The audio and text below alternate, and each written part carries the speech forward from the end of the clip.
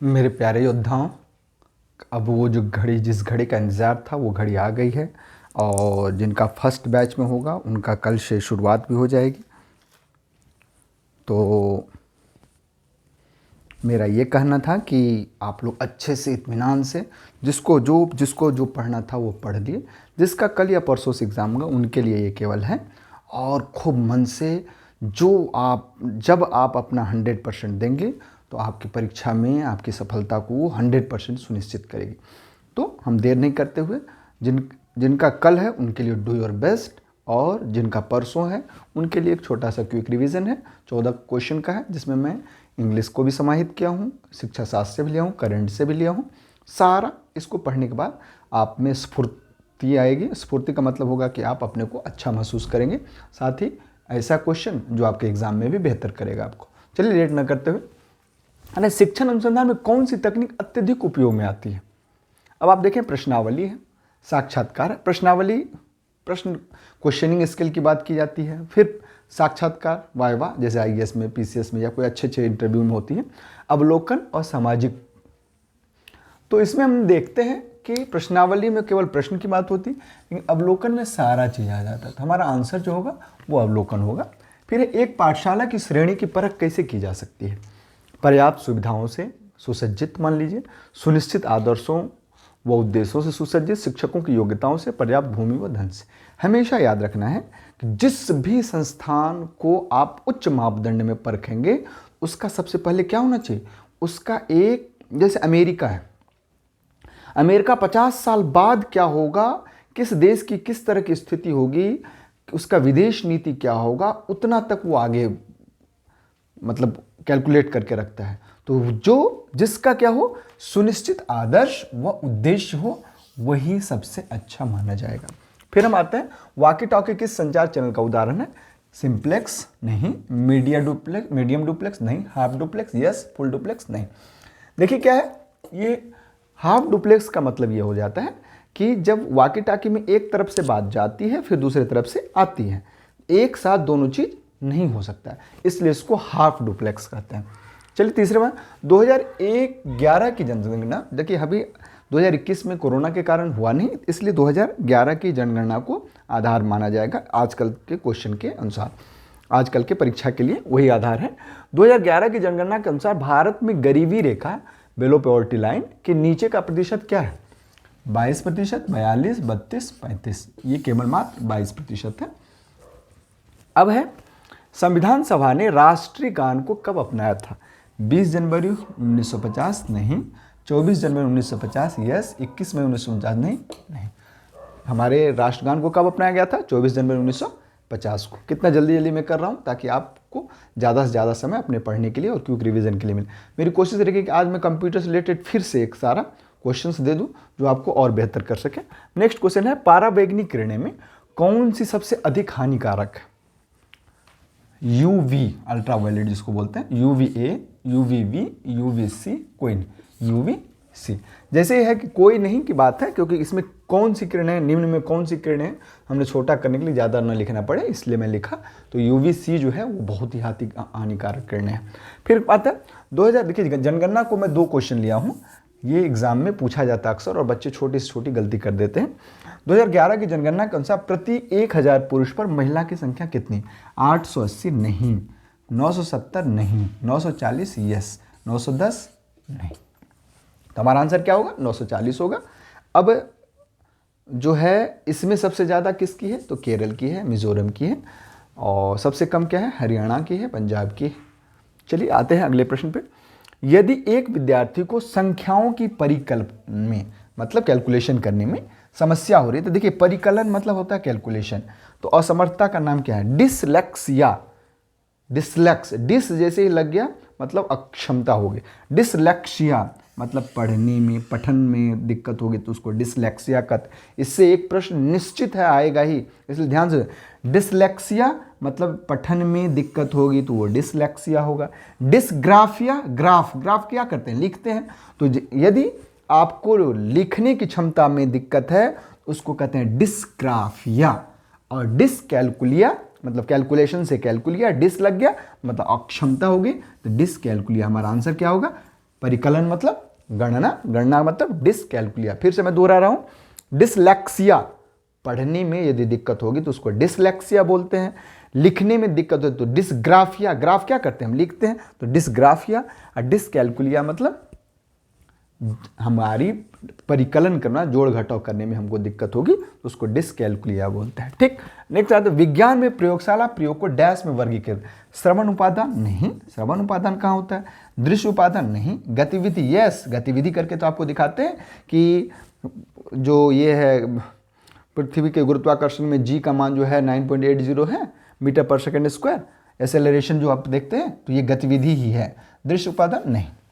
दृश्य भी है लेकिन सबसे ज़्यादा दृश्य श्रव्य दोनों नहीं, गतिविधि है। अब है दो क्रमागत विषम संख्याओं का गुणनफल 143 है, विषम संख्या होगी।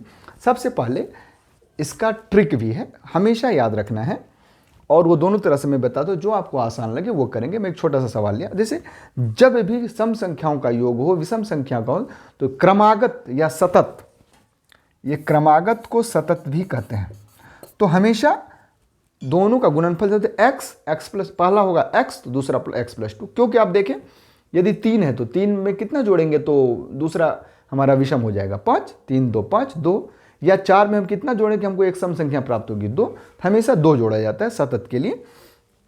तो कह रहा है कि इसमें से क्या करेंगे हम भाग देंगे, 9 से भाग देंगे नहीं लगेगा, 11 से भाग देंगे तो 11 13, इसमें कह रहा है सबसे छोटी विषम संख्या 11 हमारा आंसर ऐसे ही आ गया, और बड़ी संख्या 13 होगी। अब है दूसरा क्या है, यदि इससे बड़ा हो संख्या तो हम क्या करते हैं, एक मान लेते हैं x, दूसरा मान लेंगे x प्लस 2, कह रहे दोनों का गुणनफल कितना है 1 4 3। अब क्या हो जाएगा x square plus 2x is equal to 1 4 3। अब देखिए क्या हो जाएगा x square plus 2x minus 1 4 3 is equal to 0। अब वही द्विघात समीकरण से कर देंगे, इसका ऐसा खंड करेंगे जो 2 आ जाए, जोड़ने घटाने पर और गुना करने पर 143 एक्स स्क्वायर है, तो क्या हो जाएगा x square plus 13x minus 11x minus 143 is equal to 0। x common लिए x प्लस 13, फिर माइनस 11 कॉमन लिए x प्लस 13। अब क्या हो गया x plus 13 is into x minus 11 बराबर 0, x प्लस 13 बराबर 0, x बराबर माइनस 13, फिर x माइनस 11 बराबर 0, x इक्वल टू 11।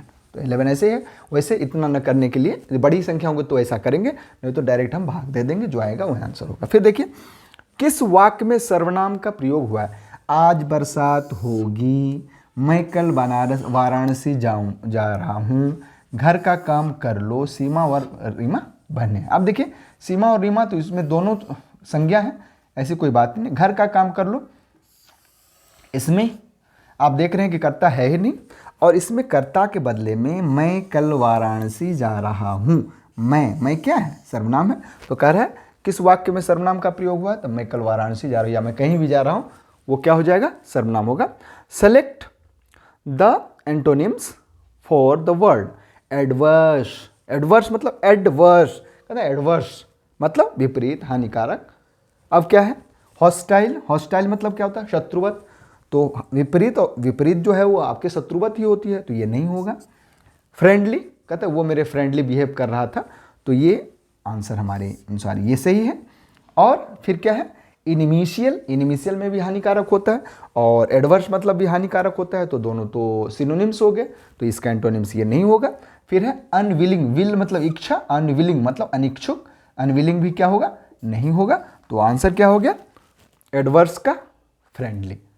छोटा सा है, और देखिए इसमें हमारे 3 चीज, हॉस्टाइल समझ में आ गया, फ्रेंडली समझ में आ गया, इनिमिशियल समझ में आ गया, अनविलिंग भी समझ में आ गया। चलिए भारत में खरीफ फसल की कटाई वर्ष के किस महीनों में की जाती है, इसका ट्रिक लिखने का इतना बेहतरीन तरीका है, मैं आज तक नहीं भूला, जो हमारे सर बताए थे, और मैं कोशिश करूंगा कि आप भी कभी इसके बाद नहीं भूलेंगे। देखिए क्या है बहुत अच्छा है, रवि, रवि मतलब जो रवि में पके वो हो गया रवि। खरीफ, खरीफ, ख से खड्डा मतलब गड्ढा, जो गड्ढा में हो अर्थात धान। अब देखिए क्या है धान कब कहाँ गया? खरीफ। खरीफ मतलब ख से खड्डा, गड्ढा। अब गड्ढा में कौन सा होता है? धान होता है। धान कब कटता है? जनवरी से मार्च में नहीं, फरवरी से अप्रैल में नहीं, सितंबर से अक्टूबर में। यस, तो अब आपको समझ में आ गया होगा। रवि मतलब जो गर्मी में हो, और मतलब फरवरी से लेकर के अप्रैल में जो कट जाए, और खरीफ का मतलब जो खड्डा मतलब गड्ढा में हो। गड्ढा में क्या होता है? धान होता है। धान कब कटती है? सितंबर से अक्टूबर तक में कट जाती है। चलिए नेक्स्ट प्रश्न पे आते हैं। तरुण भारत के लिए राजेंद्र सिंह को किस कार्य के लिए मैग्सेसे पुरस्कार? मैग्सेसे पुरस्कार जो है नोबेल पुरस्कार के बाद, एबेल पुरस्कार के बाद एक महत्वपूर्ण पुरस्कार है। तो कह रहा है कि, और ये हर एक क्षेत्र में दिया जाता है, पत्रकारिता के क्षेत्र में दिया जाता है, कोई समाज कार्य करता है उसके लिए दिया जाता है। फिर तो अब हम कहते हैं कि तरुण भारत के राजेंद्र सिंह को किस कार्य के लिए मैग्सेसे पुरस्कार दिया गया है? जल संरक्षण। यस, यही जल संरक्षण के लिए दिया गया है, और जल संरक्षण हम लोगों को भी करना है। जल संरक्षण एक ऐसी विधि है जो हम कल के लिए जल बचाते हैं। यदि व्यस्त भी मैं भी कोशिश करता हूं, और आप लोग भी कोशिश करें, कम से कम 10 पौधे जरूर लगाएं। इस बीच भी मेरा जन्मदिन था, और मैं अपने जन्मदिन पे 15 अशोक का पेड़ लगाया और 10 फूल का पेड़ लगाया। अब अशोक के पेड़ क्यों लगाया? और फूल का, फूल महकाएगा, मतलब खुशबू बिखेरेगा। और अशोक के पेड़ की एक खूबी होती है, छोटे पक्षी जो होते हैं वो हमारे प्रकृति की जो मतलब पर्यावरण जो है उसके बेहतरीन संरक्षक होते हैं। अब कुछ चीज़ को मैं बात बताऊं, पीपल को आप पीपल का पेड़ नहीं उगा सकते हैं। क्यों नहीं उगा सकते? क्योंकि पीपल के बीज का अंकुरण के लिए 130 से 150 डिग्री टेम्परेचर चाहिए, और वो आप पैदा नहीं कर सकते। वो क्या हो जाएगा? भुन जाएगा। उसके लिए क्या करना है? जब चिड़ियाँ, छोटी चिड़ियाँ खाएगी, वो बीट करेगी तो उसके पेट में रहेगा। जब बीट करेगी तो अंकुरित होगा, फिर उससे पीपल का पेड़ होगा या बरगद का पेड़ होगा। तो अब छोटी चिड़ियाँ कहाँ रहेगी? बड़े आम के पेड़ में तो नहीं रहेगी। तो उसके लिए छोटा ऐसा पेड़ हो जो कटीला हो, जो झुरमुट हो, जिसे यहाँ छुप सके बड़ी चिड़िया से, तो वो क्या है? अशोक का पेड़। और अशोक का पेड़ क्या है? बहुत सारा धूल को भी सोखता है। इसलिए मैं अशोक के पेड़ अपने स्कूल में लगाया। तो अपने जन्मदिन को हर एक साल यादगार बनाए, 10 पेड़ लगाए, और 10 पेड़ की इस तरह सेवा करिए कि वो लगा ही रह जाए, बुझे नहीं, मतलब सूखे नहीं।